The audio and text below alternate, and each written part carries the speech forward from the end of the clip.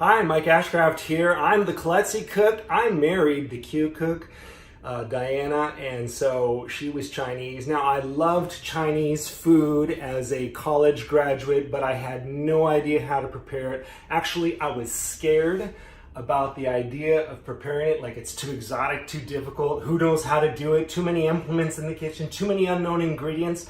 So when I married a Chinese girl, I learned all of that and I found out that it's easy. So we're putting this video together to tell you how to put together your kitchen, the basic implements and ingredients to be able to start cooking Chinese at home. Number one thing you're gonna need is a wok. And so our wok has been used through many years and so it's turned black. Think of that like a black belt when you're cooking. Don't think of that as unclean. So you want a wok. The advantage of the wok is the round bottom.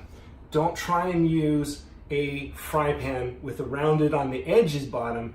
Get a wok. This is actually critical for Chinese cooking. As I have learned, there are times when you use your wooden spatula, you're gonna scoop some of your ingredients onto the side of the wok so that it'll stop cooking and just stay warm. And down on the bottom, where a lot of times you just have oil there, you are going to be cooking things in the oil while something's along the side. You can't do that on anything other than a wok. Now, most of the time you want to have a gas stove because the gas stove works best. We don't have a gas stove, we have an electric stove. It'll work, maybe not ideal, but it's good. Let me say something about this spatula. This is a wooden spatula and it has a very long handle. This is a very good thing for Chinese cooking because when you are cooking, frying in oil, little droplets of oil will tend to fly up and get on your hand and burn you. So the longer the handle, the farther away you are from the fire. That's a good thing. All right, let me show you about this basket too. So if you're making Kung Pao chicken, for example, and you have some peanuts in the oil frying, this is how you get the peanuts out. You scoop it, scoop it in like this. You're gonna drip all the oil off of those peanuts, and then you're gonna put it on a plate with a paper towel and let those peanuts dry. They'll be crispy, fried, and delicious. Okay, critical element for a kitchen that is equipped for Chinese cooking, of course, a cutting board and a knife. Chinese food is served in bite-sized pieces already.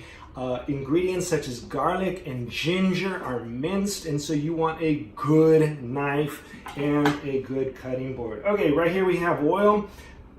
My uncle recommends that we use canola oil, best for your heart. A lot of Chinese cooking uses oil. Please use that. Soy sauce is added into a lot of Chinese cooking. Sometimes there's a recipe that asks for a cup of soy sauce, and so you get this big one. A lot of these Chinese ingredients you're not going to find in a regular supermarket, such as the large soy sauce like that. You're not going to find that in a regular supermarket. You might have to look for a Chinese specialty store. Here we have one that I didn't know about as a college ingredient. This is called oyster sauce. This is a key in Chinese cooking. Almost every Chinese recipe uses oyster sauce. Here was a surprise for me.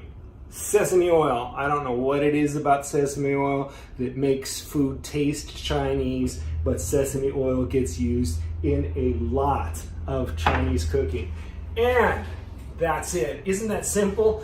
Of course, as you go to Chinese recipes, you're going to see that they need other ingredients, 5 spice, this ingredient, that ingredient. You get that from the store. But this is to set up your kitchen to begin to cook Chinese food. I hope this video is useful for you.